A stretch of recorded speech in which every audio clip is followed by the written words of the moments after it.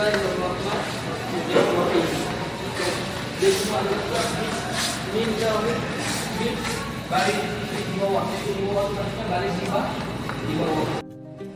Yang itu ya. Guys, tapi sudah sampai datang semuanya betul-betul kita WhatsApp semua. WhatsApp semua. Ini buatannya. Alright. Okey. Baik. Ini yang akan kita saya ini yang tahu di dalam Quran ni kalau yang betul ada dia ada di dalam Al-Quran. Banyak kita dapat masuk sebagai guru dan depa kita buat foundation. Jadi yang tahu tentang kita seperti itu di tempat yang itu ada di dalam.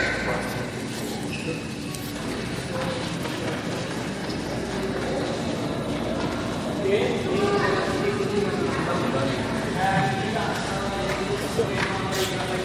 Siapa? Air Zam-Zam ni. Siapa yang jumpa balik air Zam-Zam? Agak-agak.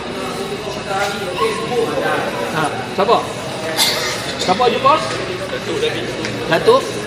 Datuk Nabi nama apa? Ha, okey. Esok jawapan. Air Zam-Zam. Telaga air Zam-Zam. Inilah telaga yang bentuk asal dia sekarang ni. Okey, ni bentuk asal dia. Okey, air dia bukan jenis keluar macam yang kita dah nampak keluar banyak macam tu. Itu pada awal, pada zaman Siti Hajar alaihi salam bersama dengan anaknya Ismail. Namun selepas itu dibina oleh Siti Hajar sendiri yang disebut sebagai Tazamzama. Apa maksud Tazamzama ni? Tazamzama ni macam ni. Tapi di bahagian atas dia buat bulat macam tu. Orang kita disebut macam dengan kepuk. Tahu kepuk? Bukan ropok. Kepuk ni macam orang buat binaan atas kubur tu. Dia ada macam dengan satu bentuk telaga lah, kita sebut macam tu lah kan. Dibina yang tu. Sekiranya tidak dibina oleh Siti Hajar, nescaya air Zam-Zam ni dia sentiasa melimpah dan menyebabkan Mekah ni banjir. Maka sebab itulah dibina oleh orang panggil apa? Siti Hajar akan Tazamzama. Sebab itu ia disebut sebagai Zam-Zam. Okey, tu satu. Dan air ni pula dia hanya keluar ikut tepi macam ni je. Dia keluar tepi macam tu. Ni dibina dalam daripada sebelah dalam. Air ni dia hanya naik sebagai separuh ya. Bila dipump dia akan turun balik, kemudian dia hanya naik separuh je. Dipump dia akan turun balik, dia akan naik macam tu je. Itulah rutin dia berlaku setiap hari. Okey. Dan sebenarnya telaga air Zam-Zam ni pernah hilang dalam tempoh 500 tahun. Ketika mana zaman Khuza'ah mula masuk pegang kota Mekah. Sebelum itu zaman Nabi Ismail. Selepas Nabi Ismail, Mabit bin Ismail iaitu anak dia. Selepas Mabit bin Ismail masuk pula suku Jurhum. Selepas suku Jurhum maka masuk pula suku Khuza'ah. Macam mana suku Khuza'ah boleh masuk dalam ni? Dia ada cerita dia. Cerita dia kita sambung esok. Siapa dia? Daripada tengkuk dia, kaki dia diikat, kemudian disil bahagian bawah, diisi air dia hanya bahagian dalam tu. Dan bekas ni juga pernah dijadikan sebagai bekas yang dilakukan oleh siapa? Abdul Muttalib dan juga oleh ayahnya juga. Apa yang disebutkan sini ini adalah hadis yang cukup masyhur. Qala Nabi sallallahu alaihi wasallam. Kan saya bila nak minum itu saya selalu baca Ma'u Zamzam lima syuribalah.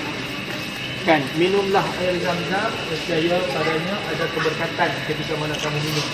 Riwahul Hakim an Ibnu Abbas radhiyallahu anhu. Kan maknanya hadis ni adalah hadis sahih.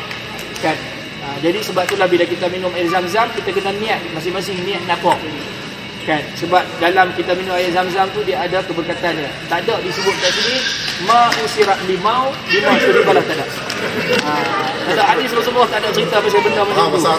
No, hebat lah. Pakak faham bahasa Arab tak.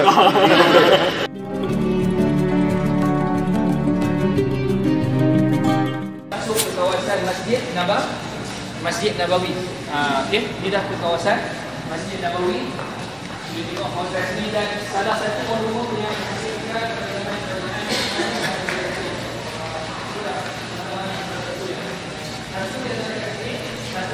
disamakan hijau sama macam mana yang kita tengok sekarang.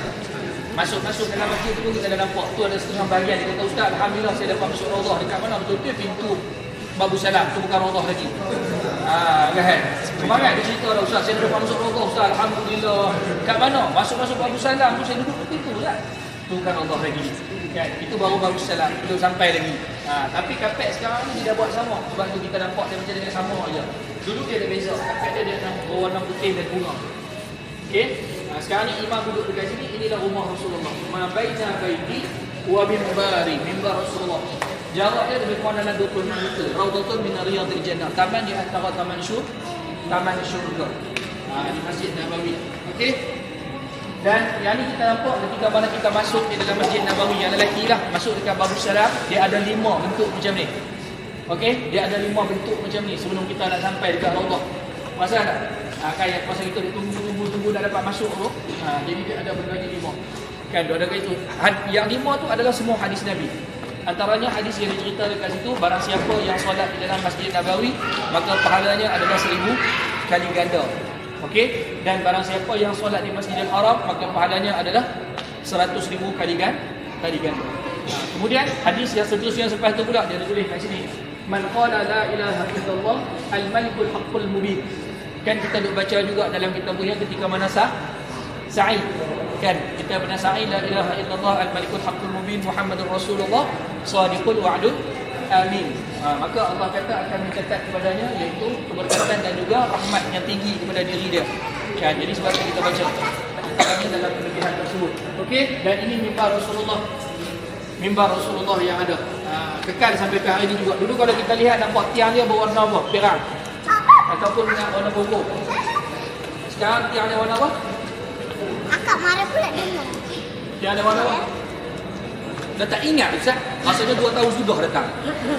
Baru 4 hari lepas ya. Warna putih. Ya, tiang dia warna putih. Okey. Dan ini adalah Masjid Nabawi sekarang. Agak hotel kita kat mana?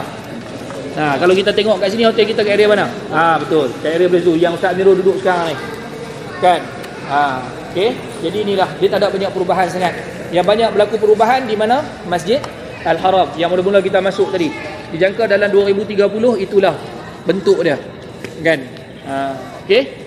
Jadi baik, ini sekarang sudah dirobohkan sebab nak dijadikan sebagai tempat mataf ataupun kawasan tawaf. Okay. You guys please like and share this video. If you have any suggestions for us, leave them. Ada petak satu lagi yang berada di depan tu. Itulah tempat rumah Rasulullah solat. Dan di situ juga ada pintu. Sebab tu masa berlaku yang kita kata ribut pada tahun 2016 kan. No. Pada 2018. Umrah haji pada 2018 dan saya datang tu, yang mana ribut datang kuat, dia terbuka kelambu Kaabah tu. Lepas tu dia nampak pintu ada satu lagi tu. Tapi pintu tu hanya dibuat pada dinding saja. Dia bukan pintu yang kita nampak real macam mana pintu Kaabah tu. Kan dia ada satu petak putih dia letak kat situ kan. Situlah kawasan yang mana belah dalam dia Rasulullah solat. Okey. Kaabah yang asal termasuk juga yang ni. Sebelah tiang dalam dan ini adalah tiang di tepi dia. Kan pernah berlaku kisah banjir. Kan Kaabah asal dia besar mana? Bentuk dia macam mana Kaabah? Dia bentuk dia macam dengan ladang huruf U. Itu asalnya Kaabah. Dan dia bukan tinggi. Dia asalnya adalah rendah. Kan? Bila kita tengok tu kita tengok biar betul Nabi Ibrahim tinggi ni bukan. Itu telah ditinggikan. Asalnya Kaabah dia adalah rendah saja. Dan dia berbentuk dia macam dengan U. Tetapi apabila berlaku banjir dan runtuh sebahagian, maka mereka tak membuat dan membina Kaabah yang seperti mana asal yang dibina oleh Nabi Ibrahim. Dibiarkan dia dalam bentuk 4 segi tepat, kemudian ditinggikan. Okey, itu kalau kita lihat gambarannya. Asalnya Kaabah adalah ini dia bentuk U. Kan? Lalu dia berbina dekat situ iaitu Hijr Ismail dijadikan kekal sampai dalam sekarang ni. Sebab tu kita lihat Hijr Ismail disebut sebagai sebahagian daripada Kaabah. Kita tak boleh bersentuh walaupun baca Hijr Ismail ketika mana tawaf. Boleh menyebabkan batal tawaf kita. Okey. Kemudian dalam tu dia ada 3 tiang. Ini kali tu ada termasuk situ 1 tiang. Jadi ni tahu dia. Okey. Yang kekal ada sekarang ni. Ada petak satu lagi yang berada di depan tu. Itulah tempat rumah Rasulullah solat. Dan di situ juga ada pintu. Sebab tu masa berlaku yang kita kata ribut pada tahun 2016 kan, no, pada 2018 Umrah haji pada 2018 dan saya datang tu, yang mana ribut datang kuat, dia buka kelambu Kaabah tu, lepas tu dia nampak pintu ada satu lagi tu. Tapi pintu tu hanya dibuat pada dinding saja, dia bukan pintu yang kita nampak real macam mana pintu Kaabah tu. Kan dia ada satu petak putih, dia letak kat situ kan. Situlah kawasan yang mana belah dalamnya Rasulullah solat. Okey. Baki-baki yang dah lama dikekalkan dekat sini, antaranya pada tahun 1309 Hijrah dan juga yang dekat sini ni sama. Okey. Sama juga kunci dia yang asal, yang betul-betul dipegang ataupun yang ada sekarang ni. Yang original tu ada dekat sini. Okey. Tetapi yang selebihnya ada yang daripada yang sekecil sehingga yang paling besar ada di Turki. Okey. Diberi hak penjagaan kepada kerajaan Turki. Saya nak turun kat sini. Dia ada tempat ni adalah bahagian atas. Kita nak letak pengikat kepada kelambu Kaabah tu. Jadi yang ni lah kan bahagian atas Kaabah. Atas kali tu kat bumbung dia tu, dia ada cakuk bulat untuk tali diikat antara satu sama lain kelambu dia tu. Ni lah. Kemudian dia ni adalah sebagai penutup dia, pengikat dia. Mengetat bahagian atas. Okey. Yang lama pintu asal kelambu pintu Kaabah. Okey. Dan ini adalah dekat bahagian atas. Yang ni adalah mas pattern, mas original. Okey. Ni mas original. Memang sebab tu dia letakkan dalam bekas kaca macam ni. Ni memang mas yang kulin, mas asli. Kan? Tahu ni dekat bahagian mana? Tahu tak bahagian mana? Kalau kita tengok kat bawah tu. Okey. Kat Multazam tu. Okey. Jadi ini adalah kunci hajarah. Ini yang original daripada sana Roman di sini. Di dalam Kaabah kelambu dia memang berwarna hijau dan ada sebahagiannya berwarna merah. Mai sini. Ini lagi. Okey, ini kelambu dia. Warna hijau ni. Kemudian yang ni kelambu yang di sebelah luar. Dan ini pula yang kita lihat dia ada corak yang betul-betul dekat kelambu Kaabah bahagian atas tu dengan penjuru Hajarul Aswad. Kalau penjuru Hajarul Aswad dia letak tu Allahu Akbar. Kalau yang ni kat sini. Ni. Ni sini. Dekat pintu Kaabah. Yang ni. Okey. Inilah makam Nabi Ibrahim di pintu Kaabah. Masalahnya tangan-tangan manusia sekarang ni kat sini dia masuk dia jahil. Kaabah original dia tak boleh buat, dia main sentuh kat sini. Usap-usap sampai jadi macam ni. Kan rosak habis. Okey. Okey, sabung Hajarul Aswad ni yang mana dia dibuat daripada apa panggil apa? Perak. Kan dibuat daripada perak dan disalut juga ada sebahagian besarnya yang sekarang ni diletakkan iaitu